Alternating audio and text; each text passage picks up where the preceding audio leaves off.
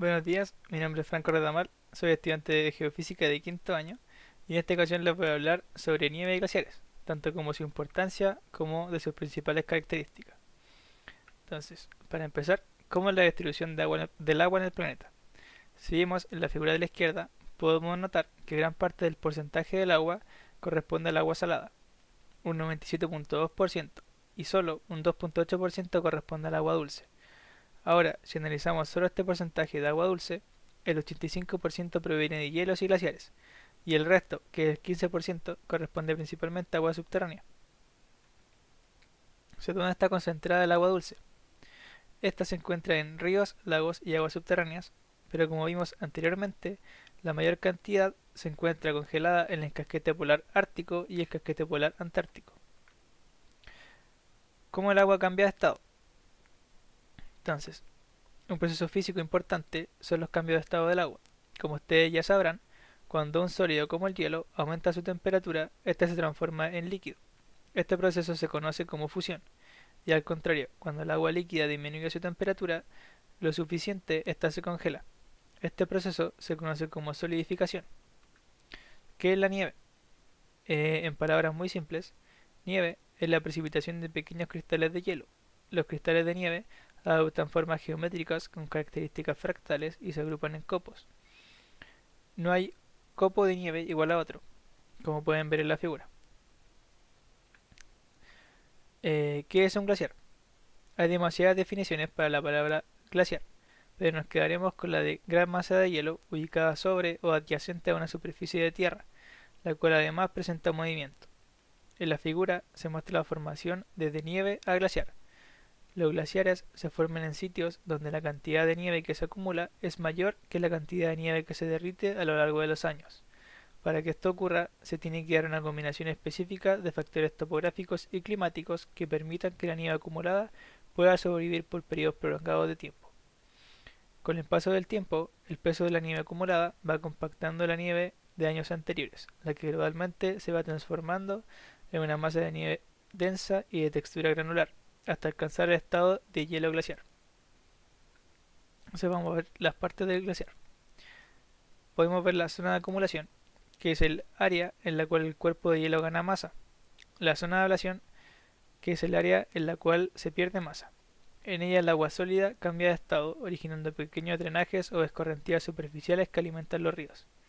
La línea de equilibrio, que es el nivel altitudinal que divide la zona de acumulación y la zona de ablación, donde la pérdida y la ganancia de masa son iguales. El frente es el término del glaciar, y este es variable, depende principalmente del balance de masa, el cual se basa en la cantidad de nieve que precipita en la zona de acumulación en comparación con la cantidad que se derrite en la zona de ablación. La mayor parte de los frentes de los glaciares se encuentran en retroceso. Entonces, ¿cómo se clasifican los glaciares? El hielo de los glaciares suele ser distinguido en hielo temperado, que está a la temperatura de fusión, y el hielo frío, que está bajo esta temperatura. Si extrapolamos esta definición a los glaciares, tenemos glaciar temperado, que vendría siendo aquel que está con excepciones de las capas superficiales a la temperatura de fusión. El glaciar subpolar son los que son temperados en sus partes interiores pero fríos en sus bordes. Y glaciar polar son los que están enteramente bajo la temperatura de fusión. El hielo frío en sus partes más profundas lo atan al suelo. Y también se pueden clasificar por su tamaño y relación con la geografía en 6 tipos básicamente, que vendría siendo el glaciar alpino, que son pequeñas masas de hielo que cubren la cabecera en los valles de áreas montañosas y ocupan los llamados circos. Los glaciares de valle, que a diferencia de los anteriores, esta clase de glaciares no cubren completamente el terreno, más bien se hallan canalizados por ella. Glaciar de meseta, son parecidos a los casquetes polares, pero tienen un tamaño inferior. Glaciar Pedemonte, estos ocupan tierras bajas y amplias en la base de las zonas montañosas escarpadas. Los grandes casquetes son también llamados continentales. Son enormes masas de hielo que cubren en su totalidad el relieve en que descansan. Hay dos de este tipo en todo el mundo, la Antártica y Groenlandia. Los pequeños casquetes cubren enormes áreas, pero son inferiores a los 50.000 kilómetros cuadrados. Entonces, si vemos las propiedades de un glaciar, hay que destacar que estos poseen movimiento, alcanzando velocidades desde unos cuantos milímetros hasta varios metros por día. Estos son muy erosivos a largo plazo. Cuando avanzan, arrastran mucho material como roca, madera, siendo responsables en el cambio de la geografía. En la figura de abajo podemos observar un zoom del glaciar Torre, en que se observan las morrenas. Estas se originan por el transporte de material y cuando el glaciar retrocede, quedan estos sedimentos acumulados con esta forma de loma o colina. Los glaciares también tienen asociados cursos de agua originados por el deshielo o por lluvia caída sobre su superficie. Estos influyen tanto en el movimiento del hielo como en su capacidad para erosionar la superficie terrestre. Como los glaciares son altamente erosivos, estos pueden deformar la topografía hundiéndola. A menudo, un glaciar en retirada deja bloques de hielo y cuando este hielo se funde, se generan lagos. Otra de sus propiedades es el rebote postglacial. Si vemos en el momento 1, el glaciar, como tiene un gran peso, hunde la corteza del manto terrestre. Luego de muchos años, en el momento 2, cuando el glaciar se derrite, se genera este movimiento ascendente de la corteza. Como los movimientos de la corteza son sumamente lentos, se requieren millones de años para que se alcance la estabilidad en el momento 3. ¿Pero para qué se estudian los glaciares? Existen múltiples maneras que nos datan la historia del clima a través de los glaciares. Así como los botánicos analizan los anillos de los árboles para poder reconstruir el pasado, por ejemplo, dependiendo de la distancia entre los anillos de los árboles, pueden saber cómo era el clima. Si los anillos tienen una distancia mayor, había un clima seco, y si tenían una distancia menor, el clima era más lluvioso.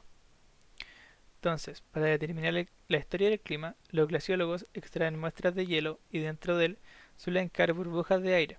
Este hielo es llevado al laboratorio donde se extrae una muestra de las burbujas. De esta extraen el aire en un envase y es analizado. Generalmente cuando hay un periodo de enfriamiento global, el aire contiene menos CO2 y de esta manera se van reconstruyendo las temperaturas. Otra forma es mediante sedimentos finos, los llamados loess.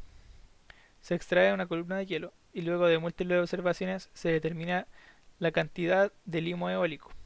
Por ejemplo, si se avecina un enfriamiento, la vegetación comienza a extinguirse, entonces el viento puede remover los sedimentos y llevarlos hasta la Antártica en mayor cantidad, y dependiendo de cuánta cantidad de loess se tenga, se tienen periodos de enfriamiento o de calentamiento. Otra manera es a través de la potencia de la capa de hielo. Se analizan capas de hielo dentro de la columna y se observa en el fondo la proporción de nieve en un mismo rango de tiempo, donde se podrían encontrar fechas en que se formó más hielo y junto con los métodos anteriores se puede ir reconstruyendo en conjunto las condiciones del clima pasado. Entonces, ¿qué se hace en Chile? Existen diversos centros de estudio e investigación, como el Instituto Nacional Antártico Chileno, el Centro de Estudios Científicos en Valdivia y el Centro de Investigación en Ecosistemas de la Patagonia. Existen más lugares y las universidades también desarrollan investigación en estas temáticas. Entonces, ahora vamos a ver los glaciares que hay en Chile y están divididos en tres zonas: norte, centro y sur. Primero, en la zona norte podemos ver el glaciar Tronquitos, que se ubica en la región de Atacama.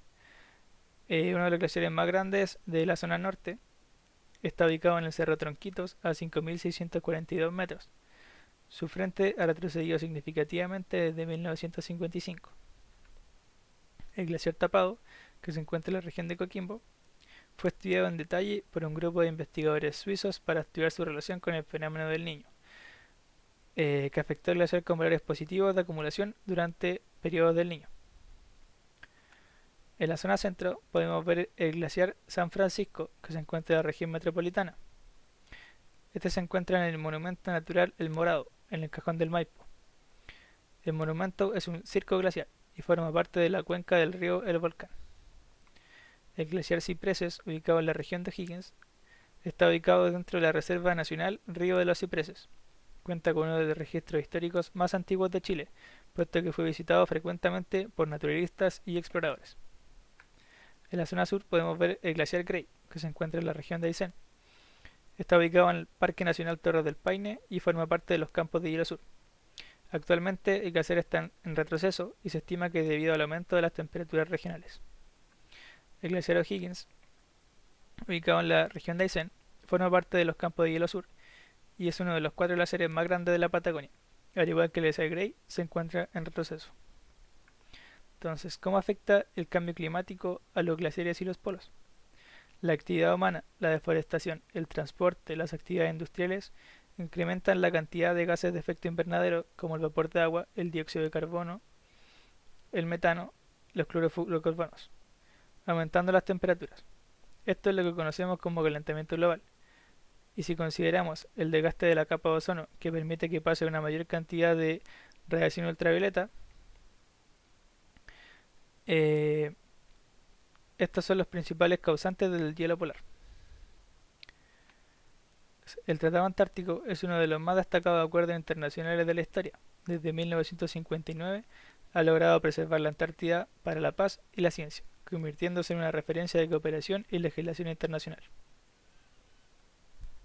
Y a modo de conclusión, quisiera destacar que los glaciares, además de ser maravillosos paisajes, son una gran fuente de agua dulce, y estudiar sus cambios tanto en el pasado como en el futuro son fundamentales para entender el sistema climático. Muchas gracias por su atención.